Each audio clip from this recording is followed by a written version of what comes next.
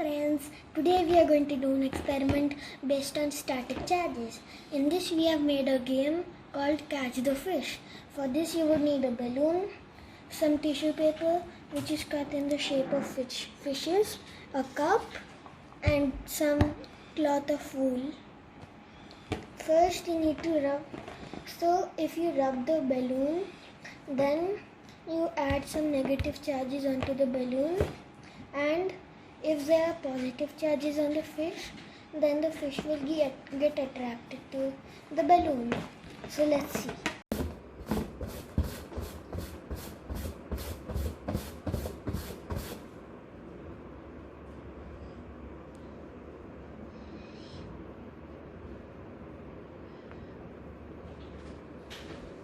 And you need to try to put it into the bowl.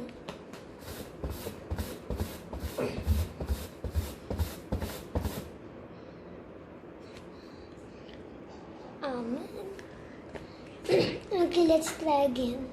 Last time.